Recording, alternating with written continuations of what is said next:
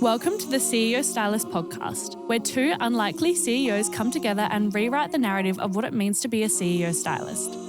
Yovanka and Kirsten Harris are on a mission, giving stylists permission to join the movement of artists breaking the mold of what is meant to be for the hair industry and creating the life and schedule of their dreams. Fast forward through many failed attempts and lessons learned in the process, it's time to level up the playing field. It's time to call BS on what's been done before. Yovanka and Kirsten are ready to share it all, defying the odds of the industry and teaching you how to do the same.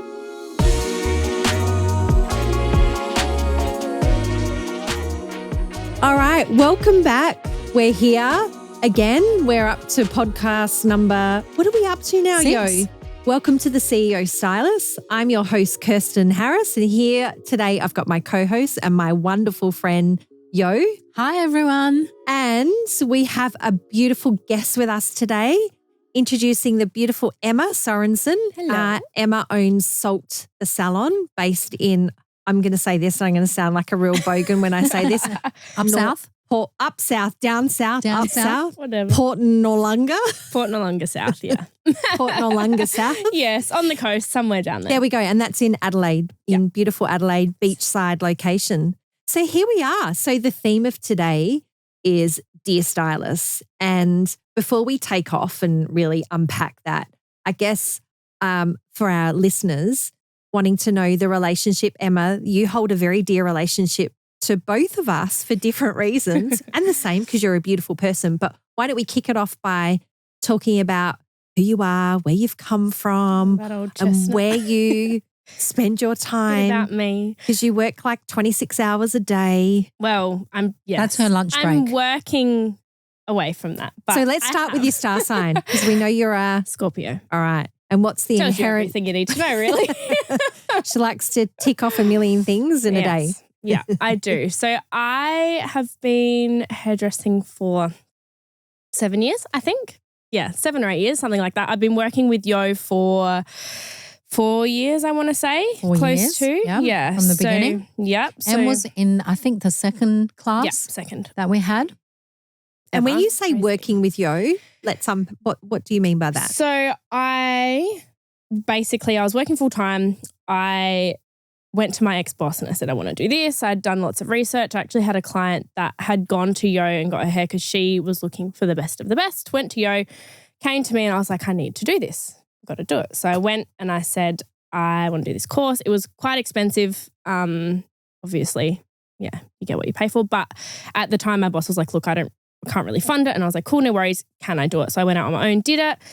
And then I basically started building my own business while working full time, doing extensions. And I think within like a month, I said to you, I want to work with you. Have you got room for me? Yeah. And basically.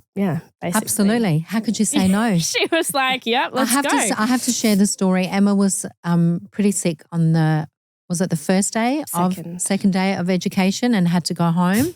And I was thinking, oh my God, what is happening? Little did I know, she went home and slept it off for a couple of hours and took her first. I actually fell asleep on your couch. You did fall asleep on the couch. Which is not me. I was like feeling her head. She was like sweaty. I was the first time like, I've so you met thought, her. oh my God, I'm thinking like this kid. This Yeah, kid it's fucking dramatic. it's not liking the course. Oh my Yeah. God, what's happened? Excuses. But little did I know, she went home that night. And what did you do, Ems? I did a full head of 18-inch course you did. extensions Oh, on a very right. good friend of mine who was going on holiday the next day. So nothing like a Because little that's bit what of- the overachievers do. That's right. So this Nothing was holds you on the down. I don't day know if I'd of- call myself an overachiever. I definitely Absolutely think like are. fucking stupid. But, that's fine. Yes, I did it. It was fine. It was great.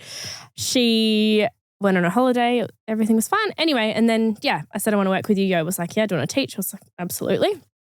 And then that was, so that's been, 3.5 years, I 3.5 think. years. And this is where, this is why Ems and I have come together, because I think also from two unlikely, a home salon owner and someone from that was like an hour out of central city. Yeah, and I guess Adelaide. an area that people class as like a lower demographic. I suppose. Absolutely. Yeah. And within 6 months, Em had built an astonishing. I think in the clientele. first 3-4 months, I built 38 clients. And so obviously, considering that I was doing those 38 outside of full-time hours, I kind of got Yeah. Okay, so hold up for a minute. Yeah. So you were still working, you were still employed in the salon. Full time. And then you were building this with the consent of your boss, which was amazing. Absolutely. Yeah. I was very blessed. building.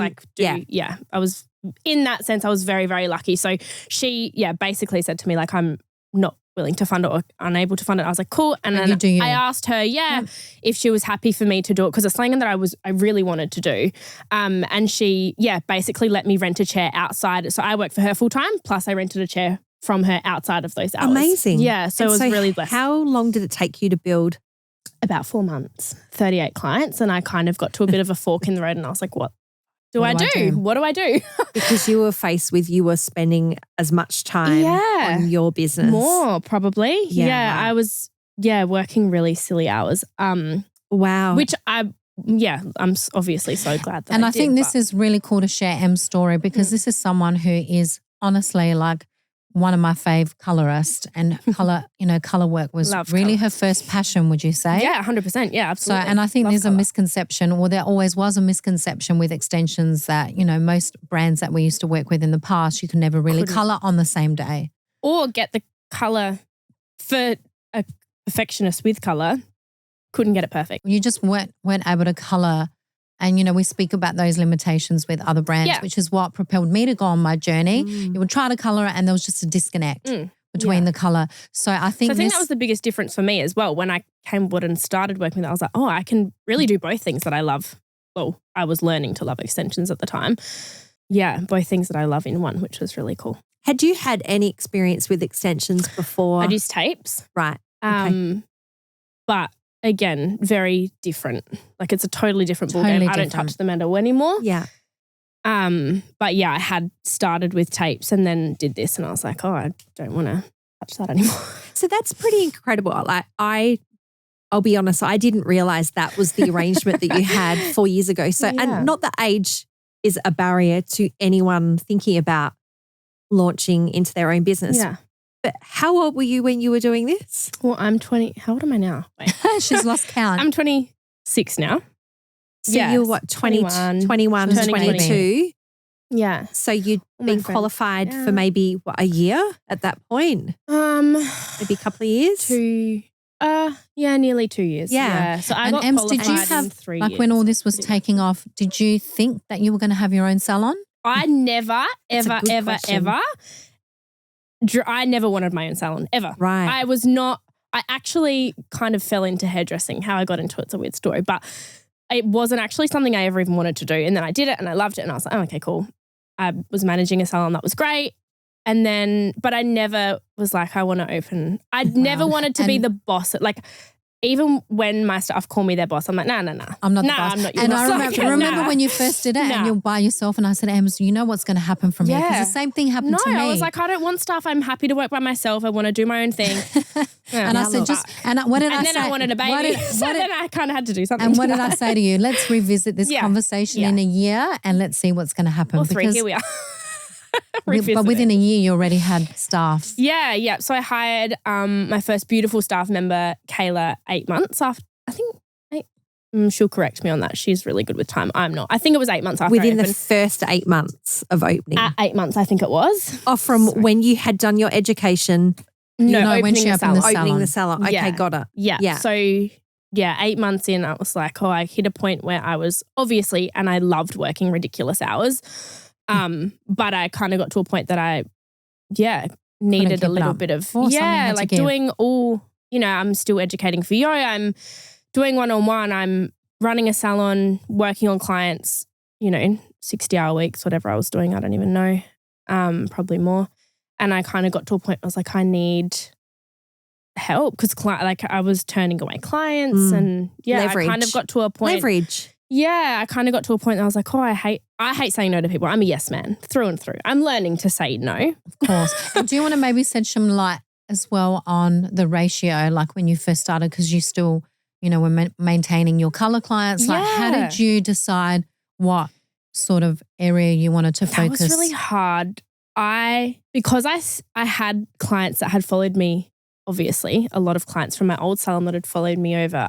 I they still come to the salon. I'm so lucky to have such loyal clients. I love them. But I got to a point where I wanted to build extension clients, but I couldn't, and I didn't want to get rid of these color clients. So I was like trying to hold on to, but then I think when people kind of got to know Kayla and stuff, like in the road as well. Yeah, we have to make that decision. Yeah, like my clients, I think, trusted me enough to trust Kayla then. So a lot of them started rebooking because I was opening my books more so to extensions. But then the real, I guess, like line in the sand for me was when I had my son coming back. That made things a lot easier because then I was just coming back to extension clients. And that was a way, I guess, for me to, make that very clear. I'm not saying that you need to have a baby to draw a line in the sand, but it made it easier for me. It really does help. Yeah, and I think my time then was a lot more valuable because it wasn't just my time, it was his That's time. Right. Exactly. So you're 2 years into a salon. You've got a staff member. Is it 2 years in? And then you're having, and then you're pregnant with your first baby. Yeah, but that was a year. That wasn't even a year. Right. Okay. So I hired my first time. Actually, it was funny. The week, can I tell this story? Of course. I'm like going on a tangent. But the week I hired Kayla, I found out I was pregnant, and I literally sat down. I was like, "Look," I said, "if you're going to run now." I did the like word for word, dead set. That's what I said to her. I was like, if you're going to run now, but we've just found out we're pregnant. It's so exciting, blah, blah, blah, whatever. She was like, nah, man, I'm in. Like, I'm here. And so, she was a bit of a backbone for me. Of course. Yeah. And it allowed you to do what you needed to do. Yeah. Yeah. So anyway, is that a story? Yeah. So then let's move on the timeline. So in that, so you've obviously you had to stop and have a baby at some point. That would have killed your life for a moment. Yeah, my poor son. Kayla was there on her own, or did you hire more staff in that 8 months? So, oh gosh, when did I hire Jessie? I think I was pregnant when I hired Jessie. So no, she wasn't alone. I advertised, I think when I was about 6-7 months pregnant. Again, the girls will correct me on this. I'm really bad with time, but I think that was about right. And I advertised, and then Jessie had already resigned, I believe, from her old salon and came to me and was like, wanted a job, obviously. She wasn't sure if she was going to have a break or if she wanted to continue. Loved what she did, but was just a bit burnt out. We sat down, had a drink, and I was like, yeah, twist my arm. Like, she's perfect. I'm so lucky with my staff. So hired Jessie. She hit the ground running. So do the girls do, what do they do in the salon? So they both do everything. They both do everything as in colours and extensions as well? Yeah.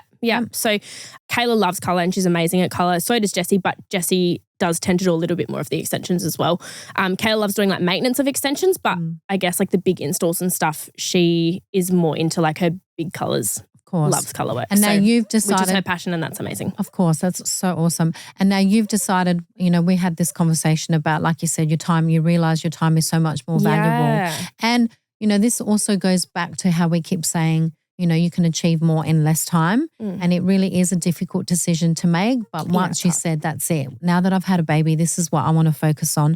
And, you and I, we all speak about this all the time. Every time I speak to, a new stylist that's coming on or that wants to come on, it's the same thing that I hear all the time, and it's the burnout, and like, yourself, you're still willing to do, 26 hours in a day, but at some point that it can't keep going, something's got to give. Yeah. And I know I hear it all the time, stylists are burning out when they come. So this is why this is so important. I know how much this has transformed not only my business, I've seen it with yourself, and now we see the power of what we're doing and why we're doing.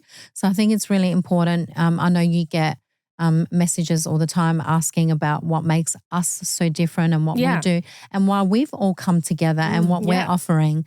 So if you want to share just a little bit about how has this transformed you as a like personally and then also business-wise, what is the biggest takeaways for someone that's looking at maybe doing something like this? Well, I mean, not to encourage like my staff to leave me or any staff to leave their bosses or anything. It's not my intention, but I was literally able to open my own salon because of this. Well, I guess not even able to. I kind of was forced to because I couldn't you outgrew what do you're what I was doing. doing. Yeah. Yep.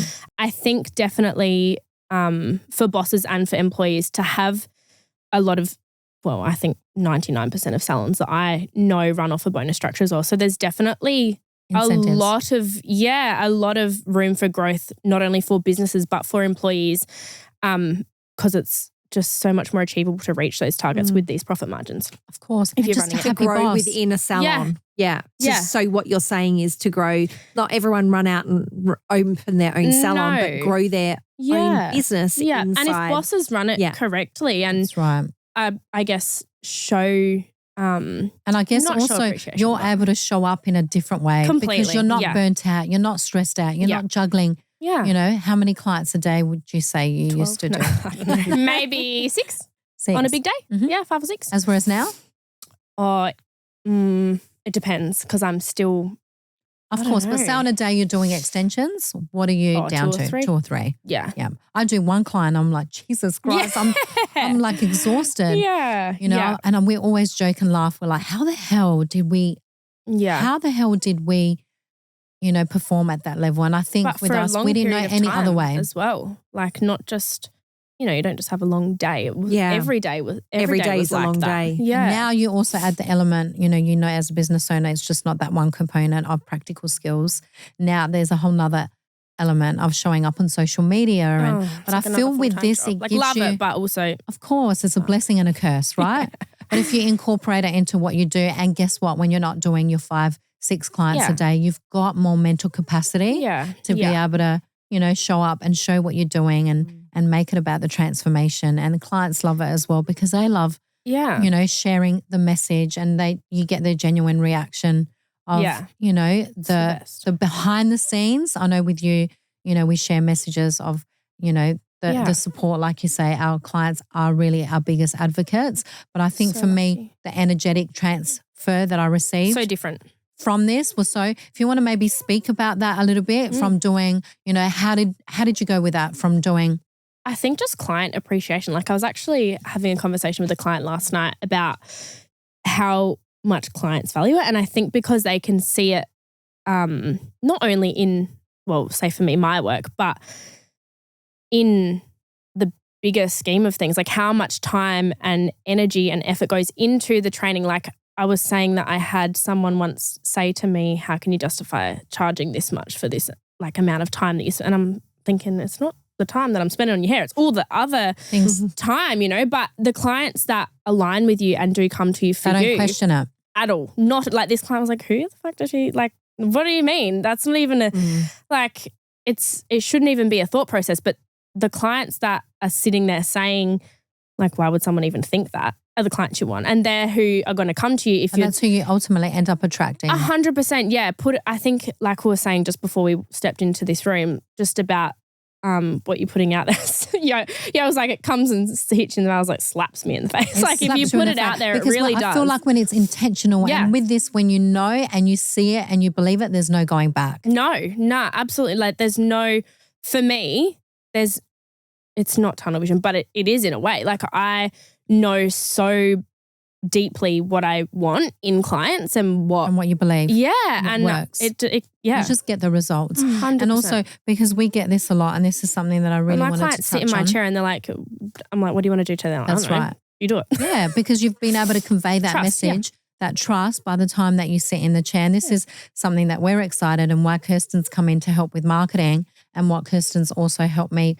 Once you understand the fundamental key of marketing, you're able to convey that message through your social media, through copywriting, through your website, through all the channels, every single touch point. I don't know if I'll ever fully understand. You will. That's why we have Kirsten. And do you know what, Ems? It's true. It's taken me 4 years to grasp it, and now I understood it. But I started to see by the time the clients sit in our chair, as opposed to in the beginning where that you had that resistance. Yeah. Now they sit in our chair and they're like, just do whatever. They don't even hear the price tag. They don't hear it's 2,000. They don't hear it's 3,000 because we've been able to convey that message. Yeah. And I think also for me, I joke about this because it was so funny in the beginning. I was really afraid of, doing 22-inch on clients. And here's Emma, 20, how old were you? 21 years old. She's doing 22-inch. And I was like messaging and going, what are you doing? Like, it's so funny. You're going to end up on Today Tonight. The client that you're talking about, her name's Catherine, and she'll listen to this because she's like, I know, she's the best. She's the fucking best. She is the best. I actually love her so much. But she was like, yeah. And I was like, yeah, let's do it. Let's do it. 100%. Because and Yo's like, what are you doing? Because I was so scared. I had to, and I think this is so important. What people need to realize, we're not just salespeople. We really are. And I'm so proud of our community because everyone that is now sharing this with everyone else that truly wants other stylists to succeed, because guess what? We've all implemented it in-house. We've implemented it in our own business, and we've firsthand been able to. So now we just know what we know. I think when you genuinely believe, like, it comes so naturally. I never once have had to force it. That's right. Or my passion or. Yep. People can just feel it. I don't have to sell, like, in the amount of times I consult or whatever and give people a price and like, oh no, a little bit, it's a little bit more expensive or whatever. They go somewhere else. Sure enough, 3 months later, I'm getting a message being like, hey, is that quote still standing? I'm like, look, I'll check it. And then I'll see them until I'm 93. But it's just like effortless. It's when you not questionable down the track. And it's true. It's happened with us as well. Well, during COVID, we had some clients, be like, I'm so sorry, I can't afford these. I'm going to go try another brand. And every time they would come in and they would say, oh my God, I knew I fucked up. Yeah. You know how I fucked up? They said that they walked in the door and their husband would turn around and say, nice extensions. Your extensions look great. She's like, I knew I fucked up. Not only did I know in the chair, because I was being convinced that the amount of times I have had clients to be like, or they'll get the quote and be like, oh, I don't think hubby or, fiance or partner, whatever, will agree with. Have to hide that expense. Yeah, like I'll have to spread it between 3 cards, And then 2 days later, the message will be like, and the hubby's messaging you. Dude, I've had literally 3 husbands or partners message me and be like, oh my God, you've changed my wife's confidence. Like she is the best thing. It's honest. Like, when you know the guys are messaging you know that there's something special. And they've literally looked for me on their wife's Instagram or whatever to message me and be like, cool. Thank you for I don't know. It's and really what do they say? I wish we had known. I wish we would have just spent, the money up front. Yeah. And this is. I had that. What was it? I reckon she had them about 13, 14 months ago.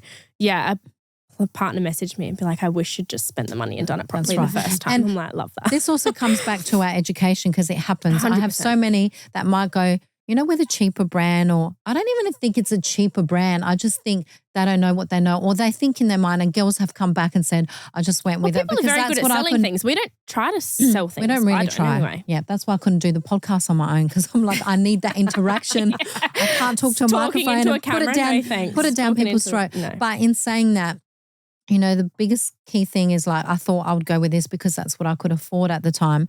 And I think with what we're doing, we're really trying to break that mindset shift in understanding, like you said, you pay for what you get, but why is our course the way that it is? It's not, they're not coming to learn just about hair extensions. Yeah. They're learning a lot more. And it's not just a 2-day course. It's not. It's an ongoing process. And we have also facilitated, a structural process where take that out. We've also don't put that in there. Not only we're super proud of the follow-up that we carry, and the follow-up is having you on board and having all our educators. We genuinely want to help them, and not only that, we have created an online portal as well, which they're able to access videos after they've done messages from people. Like I have messages from new stockers all the time, like after their training, being like, hey, is it, or like sending a video and I'll send one back and be like, no, try this or do this or just correct this little tiny, like just that ongoing support, I think. And that feedback that they can get, through both of us. And I think what I was saying about the online portal, every time I would do a course, I would leave and I'll be like, what happened? Because you cannot remember everything. So they, have access to our video portal where they can, watch the video, rewind. I think you're on there as well, Ems, with you do a relift on there as well. That was more like, you go on camera. And I was like, no, you go on camera. You're better on camera. I think we're both getting better. It just takes practice. Well, I didn't know I was being recorded on video today. So you're lucky I didn't show up in activewear. I know, I'm so sorry. We would have accepted that. I called Yo yesterday and I was like, just checking it is just audio. I was like, about that. We are Actually, on camera. I was already on the floor and I was working tonight. I was like, fuck, I don't have any time. Oh, well, here I am. That's right, here you are. So I've got a question for both of you. I'm sitting here quietly and I'm like, no. I was going to go back to how we... No, that's fine. I've got a question for both of you because I think it's quite relevant. You talk about opportunity and how it's transformed we know Yo's story and our listeners have heard Yo's story, but you're new into this, Ems, and you've had your salon for 2 years. Yes. You've now got a party of... There's 4 of you really. 3 plus me. 3 plus, yeah. And you've created this enormous opportunity. Now I'm going to take you back to where you were at when you were first introduced to this and you had obviously someone, your boss at the time, that was very accommodating. Yeah. How do you feel now that you've got your own team? And this is probably relevant to you as well, Yo. You've got your own team. I've owned salons, so I know what it's like. You feel like a blessing, but also you have that moment of, holy shit, are they going to leave me one day? Well, because the grass, they might see that the grass is greener. So I guess my question, doesn't it? It looks greener. It looks greener. Sometimes it can look greener. They don't see the 4 a.m. starts to work on strategy and marketing and, finance and payroll and all those things that have to happen the every nitty-gritty week. behind the scenes. So you guys create this amazing opportunity and also a great income potential for your team. How do you keep them there? That they don't go and do what you I know this. I know. You go first. Who wants to You, Ems, think you go and simmer first. and who wants to talk? Because does that keep you awake at night going, oh my God, is one of them going to me neither. wake up and leave me? Okay, cool. No, I'm because keen to know genuinely, if one of my girls came to me like, look, I've been offered an opportunity, or if they wanted, I'd be like, I was a part of that. Like, I have literally led them to believe in themselves that much that they are excited for a new opportunity. Whatever. I think, I don't know, my girls might think otherwise, but I think I treat them really fairly. I love them to pieces. I think if you treat people with like how you want to be treated, literally, like take it back to like reception, you want, whatever. Treat people how you want to be treated. If you do that, you get it back. If they choose, you do get it back. And if they then choose to walk away, like I did not hold back. I have not kept them from anything. And I think that's really cool. If they want to go and do whatever they want to do, like I was a part of, and I was a part of getting them there. Yeah, love that. Being with them on their way there. Yeah. No. There's always enough I just got goosebumps, so I know that means that's true. It doesn't. When you say that. Yeah, you do get goosebumps when I say things. It doesn't bother you. It doesn't keep you awake at night. But that's like even just like as like the most recent example I can think of, Kirsten was doing a contract. My latest employee starting today, and I'm so sad I'm not there, but we were doing a contract last week and Kerr was like, do you want this clause in there, whatever? And she was reading through a few things. I said, do we really need that in there? Like, I don't have any. Can I ask, was it the clause about which a lot of. Yes, restraint. Yeah, exactly. Like and I've taken that out as well because. Yeah. No, like if they wanted to go to a salon 3, that's cool. If they have a better opportunity there, but make yourself happy. I just want to hope that they do it the right way. That's all. That's all you ask for. Yeah, that 100%. You know, we all speak about it. And that's why it's in there. Like, we don't have issues with someone doing their thing. Yeah. It's just how they go about it. I think I sit where Em sits. I think my whole life I've always been a sharer. And I think my whole life. I just want everyone to be happy. Yeah, I just want everyone to be happy. And at the end of the day, I know that I've created something so special. Like with my girls, we are all generally a family. We all work together so well. And I think I've also been able to provide a framework that everyone's working smarter, not harder. You know, my girls, we barely even do 38 hours a week.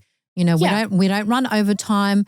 Everyone gets a nice break. Everyone sits down. We've got banter. You always know, when you come in the salon, you're like, I love the energy because, we've set systems and processes. And that's another thing that we teach, that back end. A lot of things are automated. I still have a salon coordinator, but we've taken all the stress out of the little things so that all we have to do is show up and be amazing and really be there. Be present for the client because it really is about them. And I think that energy just carries on. But I don't lose sleep over it. I do lose sleep because I know that nowadays it's a lot harder to find good staff that can perform at the values and the expectations of what we have. Like we set such a high standard. Yeah. When I advertised, when was it, like a month ago, I was like, I don't know how I'm going to do this. Yeah, that's right. And we have incredible standards and there's certain things and I always already get having asked. incredible staff. Like not only do you set your own standard for your space and your salon, but having amazing staff, like that's pretty, like for someone to come into my 2 girls who are obviously like my backbone. That's right. That's pretty hard. It's pretty daunting. Also, it's daunting and it also can be intimidating. Yeah. And I think, we've been blessed like you. I've got 4 girls as well. And now we're at the position where we need to start looking. But I'm just worried for the younger generation. Scary. And you don't have apprentices, as whereas I've been really lucky with apprentices and now they're almost fully qualified. That does keep me up a little bit. Sure. But as a whole, I just know that what we offer is so incredibly special and everyone sees the impact day in, day out of what we're creating. So if they move on and it's not for them, then I don't even take it personal anymore. No. Because they're either in. But also I would hate to either hold someone back from something that they want to do, whether it be another hairdressing opportunity or their own salon or a different career, whatever. I would hate to feel like I was holding someone back, but I also wouldn't want someone in my space that didn't want to be there or wasn't happy there. Like, no, fuck that. No way. That's right. Because now we know what we know. Like I just get more disheartened if someone can't make it work because I know it does work. Do you know? Like we've seen, and we say it time and time again, you wouldn't catch me going back to do normal hairdressing if you paid me. And I'm talking like if someone was to offer me old school hairdressing. I would just not do it because once you get a taste of this. I think now, I think the idea or maybe, I don't want to say the concept, but a lot of people now are realizing, and I genuinely think over time and I guess evolution, hairdressers or bosses generally do want the best for their staff, and so they're trying to change ways. They should. They have to. You have to. Otherwise, you're going to be stuck. So it's really nice to see things changing. Of course, and everyone is sharing a lot more. I think we've created that open space and that open community, and I think that's also amazing. Should we speak a little bit about Kirsten and what she's brought to the table? Yeah, because I feel like I thought she's like, wait, I'm not just gone off on a complete. I'm not ready yet. Sorry, I'm like. I'm always a question asker. Oh, I love it. And I guess on the strength, this could be a bit of a scandalous topic. But before you head to like the marketing side. Fire away. I'm going to throw something out there. That I've got lots of salon clients and some of them have just come back from Hair Expo or Hair Festival this weekend, which was the long weekend.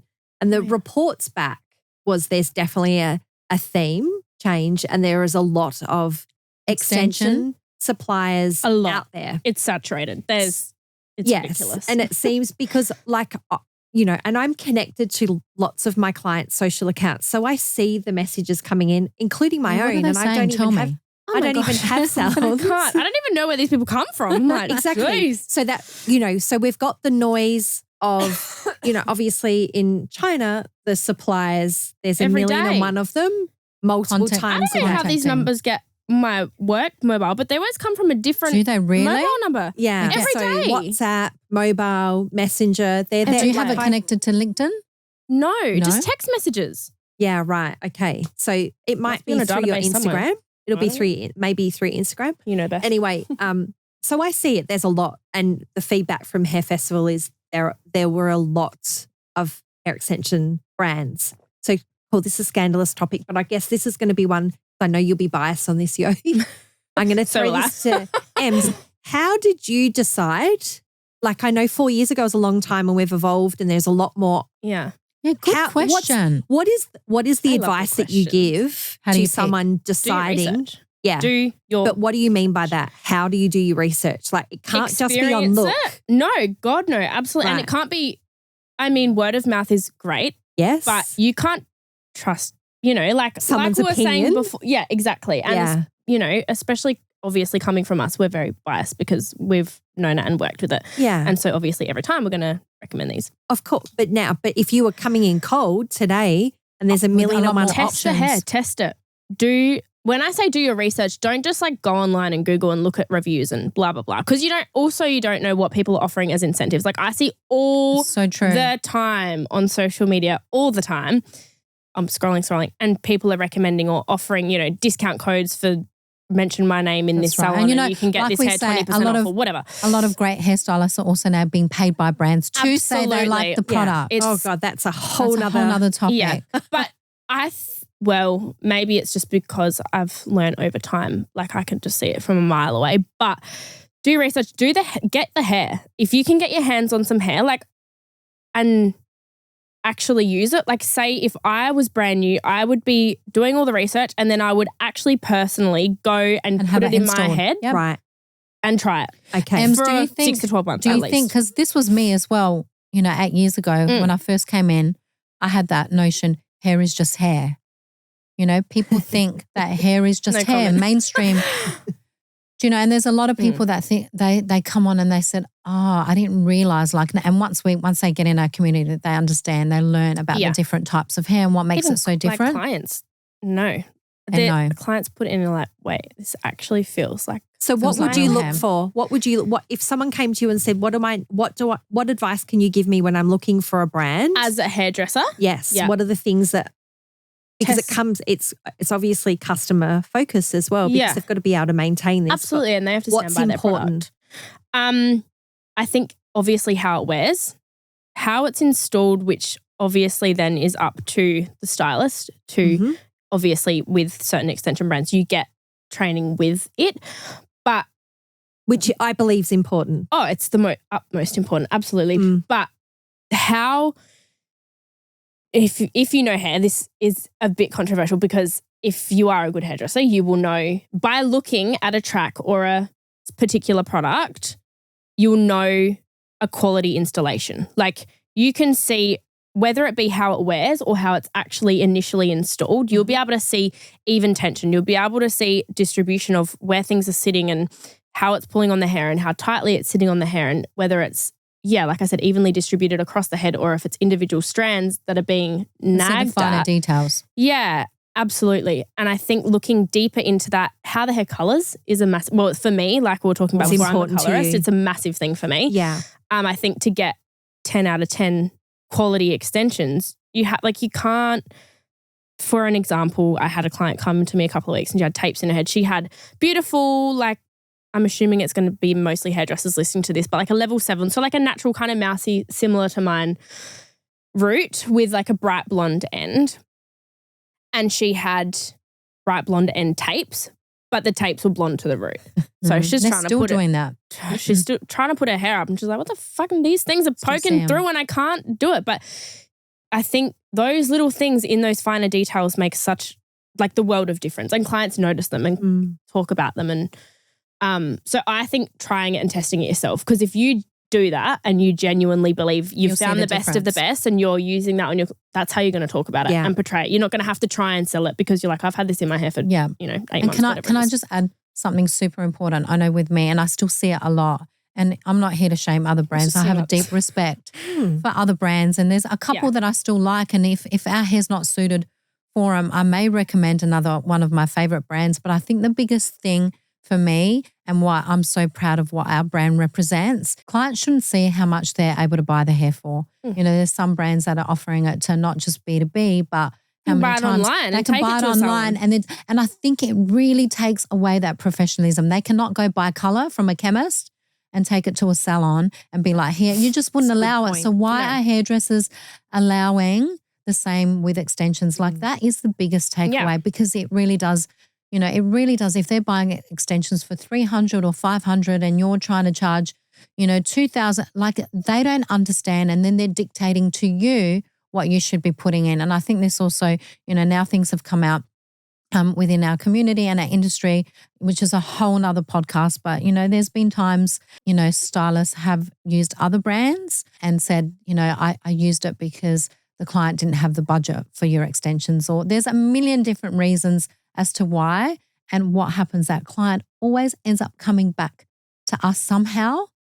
They think, because they think that they've bought your hair and that is a whole nother subject. Right, okay. But also not only that, like Em said, they've done their research, so they're just confused. Yeah. They're not sure. They're paying less, but the product doesn't. And they're reading these reviews, like we said, that who knows who's writing them and being not necessarily paid to write them, but there's an incentive somewhere. There's an incentive. And that's what they're reading and going, oh, amazing. This comes down to, and I know it in my heart because I lived it, I breathed it, I see it, we still see it.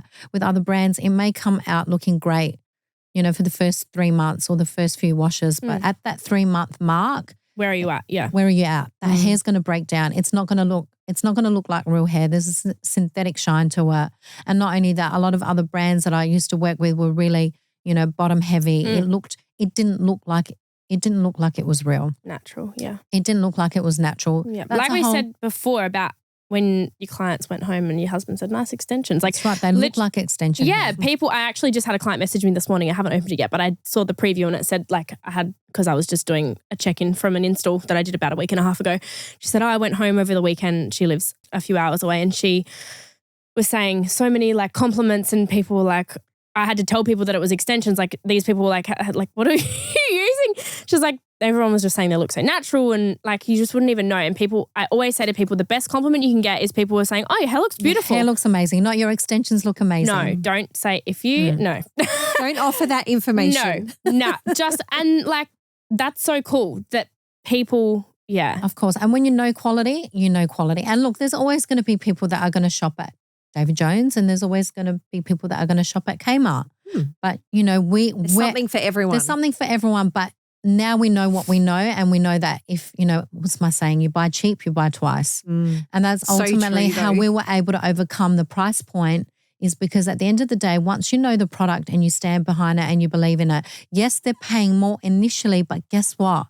They're actually saving in the long run because they're not having to buy it 2 or 3 times. And I know, I won't mention the brand because I actually really love this brand. That's a brand that I was using in the beginning.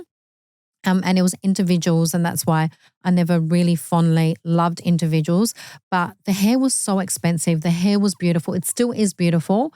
But once they take it out, they cannot reuse that hair again. You have to. It's hard. And we've just had a few recently come over and these are like makeup artists in the industry who know it and they're like, oh my God, I was sitting on your page and on your brand for like years and people I was so scared. The amount of people are like, oh, I've been following you and every time I see a new photo, I'm like, oh, I need to do it. Oh, I need to do it. And then as soon as I bite the bullet, it's like, oh, wow. And now the message is like, I don't know why I waited for so long. And this particular brand that she was using. Which is great though, because those people have done their research. That's right. But they were sitting on the fence because of just being stuck in that not knowing. And or I've had bad experiences before. Well, this one didn't have bad experiences. She didn't know, like you don't know you've had something good and you don't know you've had something bad until you've had something good. So true. And this particular one that I'm talking about is not bad. It's not bad at all. The hair's beautiful, but they weren't able to reuse that hair for because it was individuals. It had the glue. Yeah. They had to really purchase hair every time and paying. And she was paying probably, I think she was saying like 8,000 to 10,000 a year. So when you have a look at our comparison, it's you know, nothing.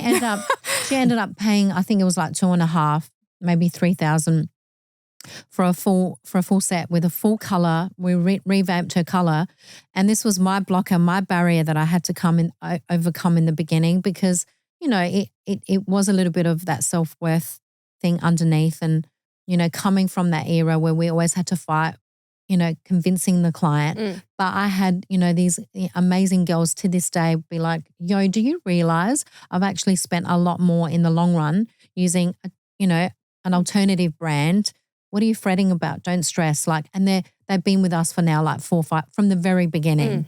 So I think that also relates back to our education. Yeah. I think it's the same mindset, would you say? Because like you said, this is not, I don't know if, I'm sure a lot of clients will be listening, but a lot of hairdressers will be listening. Yeah. So how would you relate this back? You know, I don't know if you get it, but I do get it a lot. You know, I've done other courses.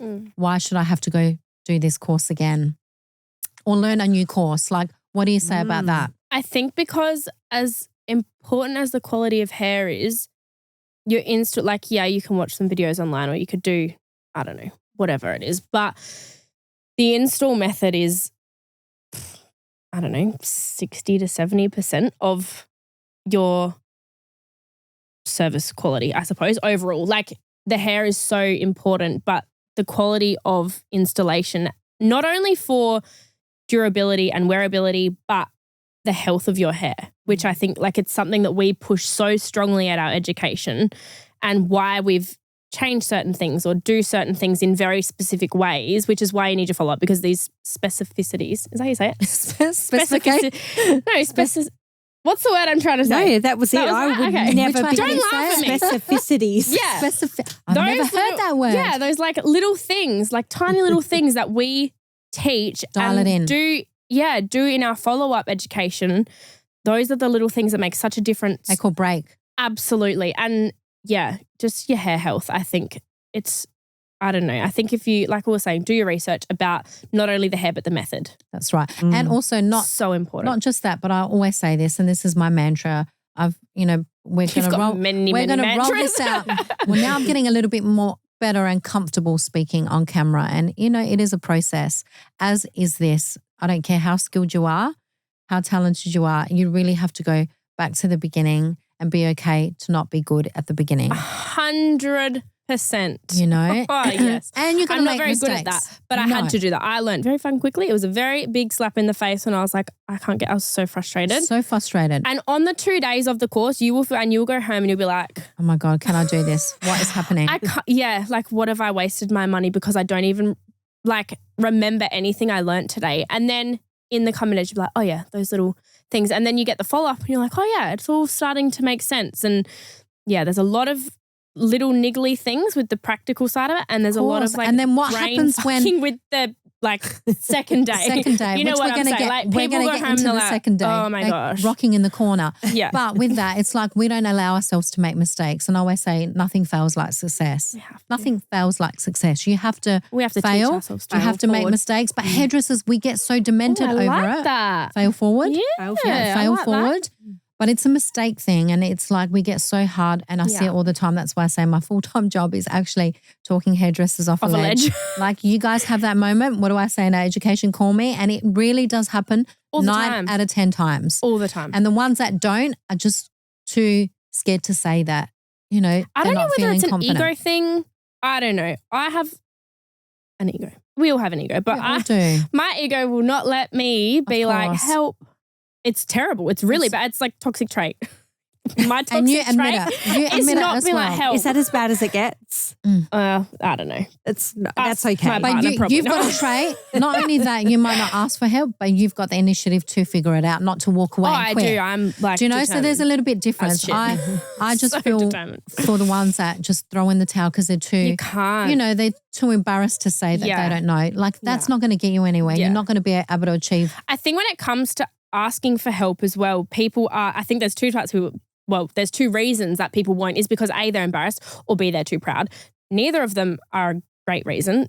If you're embarrassed, that's probably a good thing because it means you're trying and you care about the work you're doing. Like you care way too much, which is, again, a blessing and a curse. But the ego thing also is not necessarily a bad thing because it also, I think, shows you too. Yeah.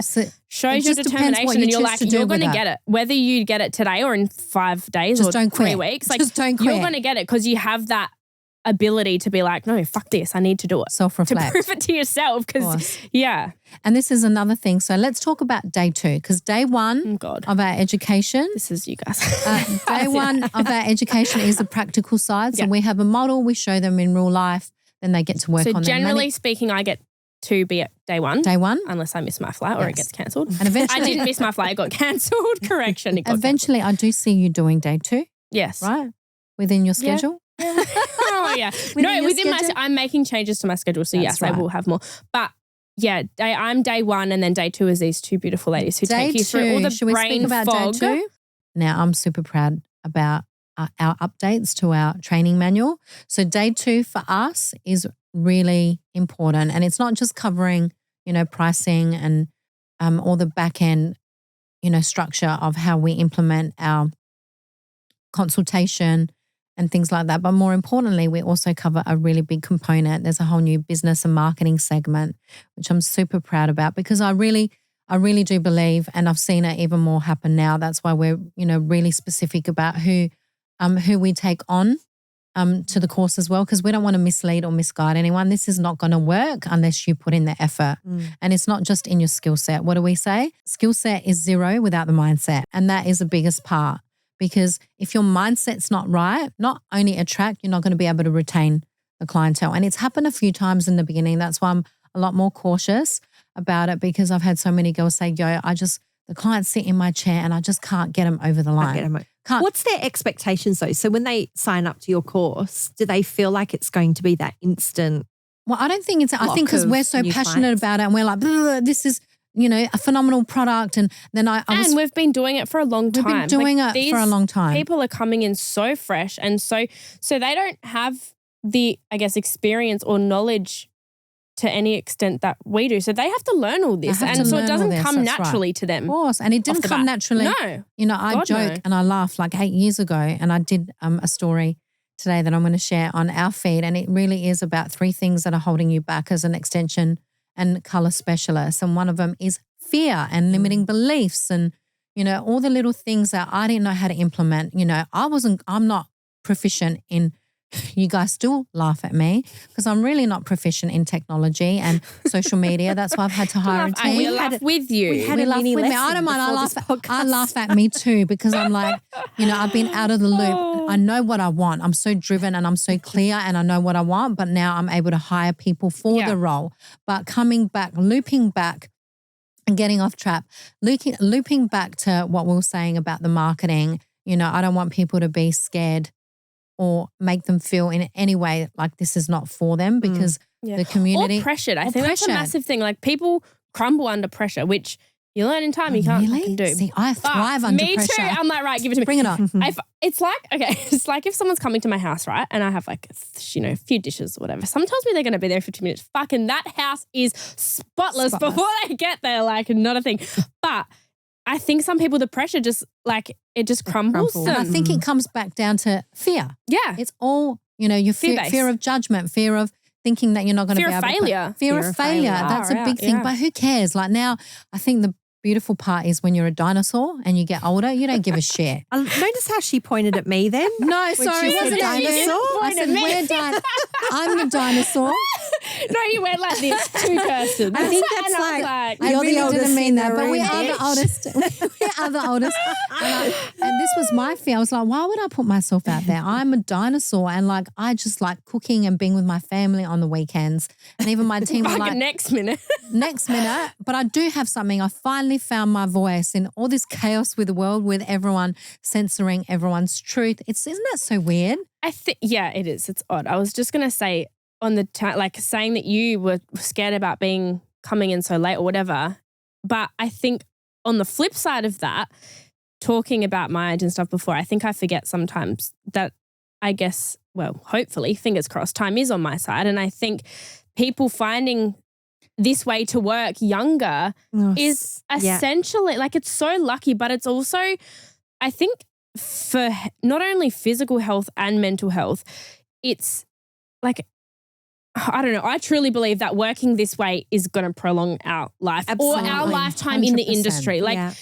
I think people leave the industry so early because they're fucked. They're literally ruined. They're literally ruined. Their bodies either give up on them or their head can't. The very reason why they got into hair in the first place is the very reason because it's not about the art. Yeah. And not only that, I feel like, yes, with this, and we've had this conversation, open and honestly, I know where we started financially to where we are. It is a process. And when you're implementing a high paying service, there is more profitability. But it's what you choose to do with that profitability. I think if this happened to me when I was younger, there's no way I would have been able to manage it. And I would have made a lot more mistakes than what I'm making now. But I'm a lot smarter with what we do. And that's why we're a little bit older and wiser. And this is part of what we share. That's why she called me dinosaur. That's right. I was going to say. That came out the wrong way. We're also, I think, very lucky, 10, 15 years ago, we wouldn't have had, I don't believe, people like you who are willing to, and I say this all the time, like people talk about like, what's you like as a person? Or like, you have a really, in a good way, in a real, and obviously. You're like, depends if she's had sleep or not. Yeah, or 3 coffees. No, but my response is always, I think we're so lucky today, especially people that work with you or people like you, want to share their knowledge and their experience and are like an open book and just completely transparent. Like a lot of people, I think, especially 10, 15 years ago, held all that back because it was like a bit more of like a selfish time maybe. And people didn't want other people to win. Whereas when I speak about you, I say like she's super successful and she's got the name and she's got this and whatever. But she is so humble. She is so giving, like she genuinely wants other people to win. Sense. No, it's true. But I think, again, that comes like over time. But this is what I'm trying to say. This is the biggest takeaway. It's a mindset. Yeah. And once you have that, I really do believe I've always had it.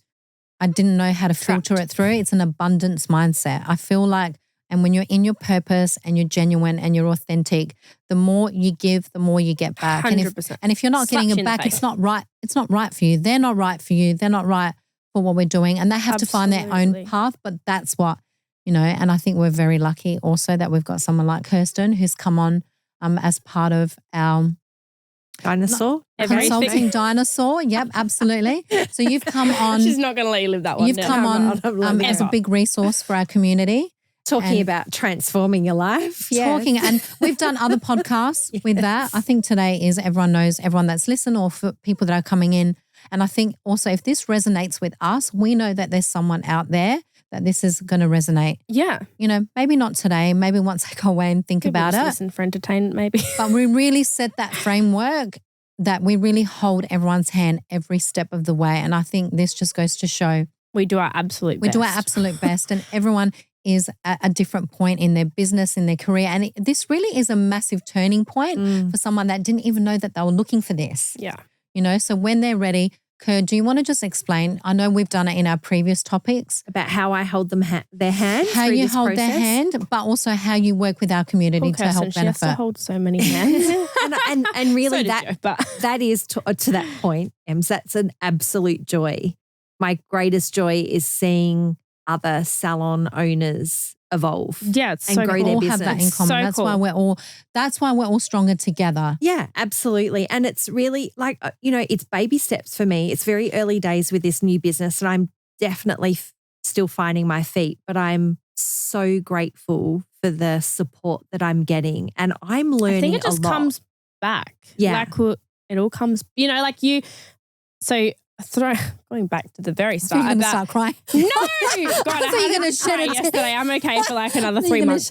No, going back to how we kind of started working together, like how we were first talking about it. I think when Kirsten's gone out on this new business venture of hers, and I reached my hand out and grabbed hers, and then you're it's a very early adopter. Yeah, but it comes back. I think you offer so much support to everyone, and and it's just for me, it's about. One, I'm definitely at the point where I need to grow my team because I want to be able to help more in the community. But really it's about, when I'm talking to salon owners, everyone wants that marketing support. And so my goal is to take stuff away from you as a salon owner. More than marketing for me. I'm like, here, can you just deal with this? Contract. Well, you're on my top package. There's nothing. But it's such a big learning. It's such a big learning curve for what you do, and it all because we all need to work together. We need to create the content and the skill and the level of. Would you say amazing content? Absolutely. It's not. I am not cookie cutter digital marketing agency. Absolutely and not. I think I was just what I was just about to say is I think the feedback for you in your business as well, there's so much more that you actually can do, especially with the resources that you have than probably what you initially thought you were going to do. That's right. You always said in the background, are you going to talk to them about your experience with negotiating leases? Are you going to talk to them about HR? So much HR. Because I really want to help them grow their business because I know that was the leverage point. But absolutely, I am not that cookie cutter digital marketing agency where, I've got a marketing degree out of uni and I've worked my way through PR and marketing agencies. Absolutely not. My whole goal of you're like my literal in my pocket. I'm like, help me. My whole goal is to take the pain points away so you can get to run your business and grow it in a way that you want. And so I want to partner with more people. I want more of people like you two. Who literally go, help, do all the things that I can't do. You are that, we speak about it all the time, the target demographic of, what marketing is aligning, not just with clients, but aligning now we've got the power. Now we understand it. Yes. Inside just out. Like-minded people. I think a lot of people would listen to this and go, that's, I don't know, not fake or not, but are they genuinely sitting there saying they want, are they saying they want, all this for other people and they actually do or they don't or whatever. Yeah. People will have their own ideas. I don't think you can fake that. You can't at all. You can't fake that. Just finding like-minded people and surrounding yourself with that is so it has a flow-on effect. Cool, yeah. And when you see it, so true. When you see it, like I said, you can't buy into that without not believing it. I don't think. No. I'm probably the worst ambassador for my own brand because even because you're too humble. That's why we have the same issue. Yeah, I can promote her Yeah. Like You inside jumped on out, my but when it socials comes- today and you went, there's nothing other way. Oh, no, we're doing a rebrand. Like there's literally all of my clients have come word of mouth. But I was like even when you were talking to these guys, I was like, I have to leave the room. I don't like when people talk about me. It's awkward. Right. We all have that in common as well. So yeah, it's really about like I get absolute joy in seeing like the little wins and the big stuff, because all the clients that I've got on board right now, we've got some small goals and then we've got some much bigger goals that take a lot more time. Not even measurable things. I'm like everyone's at a different. We've got rebranding, we've got website builds, we've got client promotions, campaigns. We've got newsletters, salons that have got award-winning salons. That everything that you both just listed is on my list of Kirsten. And I was like, oh God, I've got all of the things. That's a beautiful part. Once we just need a business owner or a stylist, and this refers back to wherever, even if they're building their brand within someone's business, they can still take some sort of ownership of building their brand. Yeah, within someone's business. The tiniest little things, like someone said to me yesterday, it was really weird. Anyway, I have business cards for all of my girls that have their own Instagram name, but it's got obviously our salon number, our salon name, whatever, but their name on the front, their Instagram link, what's it called? Their social handle? Yep, the handle. That's the word. Thank you. Their social handle, and letting them create their own brand inside yours is so empowering. And I think that's something that needs to change or is slowly changing. Yeah. Anyway, it really is. You know, and also, that's important. That's absolutely important. It's so important I think for them. It is important for them. And I know that I was very resistant to this when I had my own salons and a big team, and that fear of where is this going to end up? But I think you do get to a point where you've got to work with your team because it is about them creating their own brand, and if they've got a platform that's absolutely supported, they can use it. That's why we've called it CEO Stylist. Then why not? We should probably wrap this up. We have to wrap it up. And we didn't really talk about day 2, but really it is about marketing and growth and pricing. And marketing is not whacking photos on Instagram and stories and hoping for the best. No, it is a strategy. Or blasting out a special and hoping, a bums on seat campaign, as we call it. They've got a time and their place, but that's not what we're about. And really at the end of the day, let us do everyone has their zone of genius. Let us work with you to get you to where you need to be, skill level, mindset level, values level, everything level. I know, trying to dodge.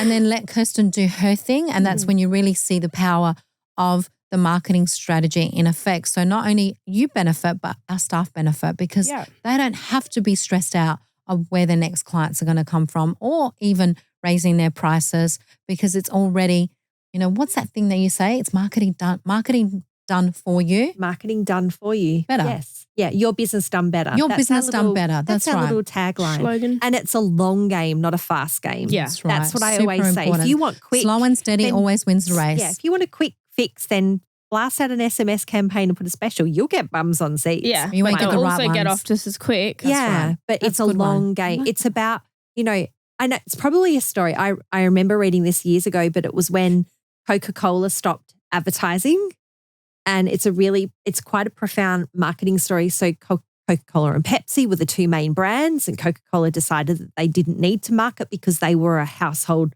brand, and the market share that Pepsi grabbed in that time was didn't know that. Yes, was it fucked their business. Just goes to show.